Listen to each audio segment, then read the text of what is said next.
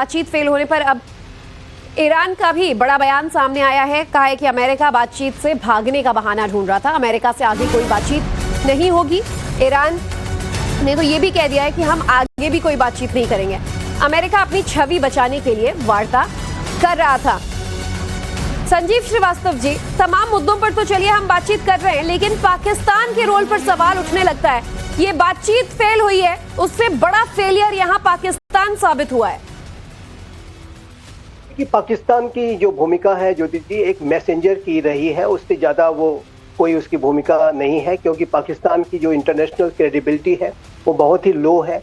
और पाकिस्तान का जो इस्लामाबाद का जो वेन्यू है वो सभी के लिए कंफर्टेबल नहीं रहा, इसमें कोई दो राय नहीं है। इजराइल जाहिर है कि वो बिल्कुल भी इसे पसंद नहीं करता, और जिस तरह का एक्सचेंजेस आपने ख्वाजा आसिफ और इजरायली साइड में देखे, और उसके बाद एक ट्वीट किया गया, उसके बाद इजरायली जब रिएक्शन आया तो वो ट्वीट हटा दिया गया, और उस ट्वीट में अनेक आपत्तिजनक बातें ख्वाजा आसिफ ने इजराइल के बारे में लिखी थी।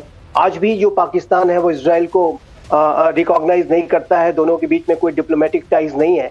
तो ऐसे में एक पक्ष जो कि इस युद्ध में इतना इंटेंसली इन्वॉल्व है, उस पक्ष के द्वारा अगर एक वेन्यू को पसंद नहीं किया जा रहा है, तो पहले से ही उसके ऊपर एक सवालिया निशान खड़े थे कि ये इस्लामाबाद का वेन्यू इस पूरे टॉक्स के लिए कितना सुटेबल था। और जाहिर है कि उसको लेकर के अनेक पक्ष, जैसे कि हमने डिस्कस किया, सिर्फ वेन्यू भी एक फैक्टर था। पीके श्रीवास्तव जी, आपकी भी ओपिनियन इस पर मैं चाहूंगी कि पाकिस्तान पर सवाल इसलिए भी उठ रहे हैं कि आप बड़ा इस्लामिक मुल्क का यहाँ लीडर बनने चले थे, और ऐसे में मध्यस्थ की भूमिका में तो चलिए थे ही, आपका काम मैसेंजर का था, लेकिन मैसेंजर का भी कुछ रोल होता है कि आप कोशिशें करते हैं कि बातचीत कम से कम किसी नतीजे पे पहुंचे। यहाँ तो पूरी तरीके से बातचीत बेनतीजा रही।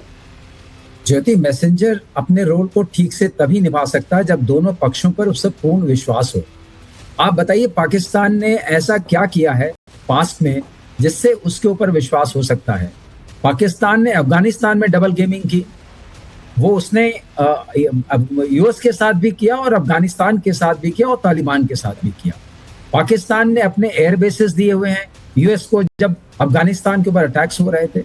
तो पाकिस्तान का रोल हमेशा से बड़ा ड्यूबियस सा रहा है इंटरनेशनल स्टेज पर। ऊपर से पाकिस्तान के अंदर कोई फाइनेंशियल पावर भी नहीं है। There is no political stability in Pakistan. सबको पता है कि ये मिलिट्री डिक्टेटरशिप है। तो ऐसे माहौल में अगर आप देखें तो किस तरह का समझौते के बीच में पाकिस्तान अपने आप को खड़ा कर सकता है? ये सबको पता था कि पाकिस्तान को मोहरा बनाया गया है, जो यूएस डिजाइन एक ऑप्टिक्स थी कि हम बात करने की कोशिश कर रहे हैं, और वो चाहते हैं कि अपनी बात को एक तरीके से ईरान के पास पहुंचा सकें इन अ डायरेक्ट मैनर। तो अब मैं आपको एक मौका दीजिए, एक चीज कहना चाहूंगा इसमें, ये जो उनका जाना है वाइस प्रेसिडेंट वांस का यहाँ से, वो भी प्रेशर टैक्टिक्स का एक हिस्सा है। ये बातचीत अभी खत्म नहीं हुई है।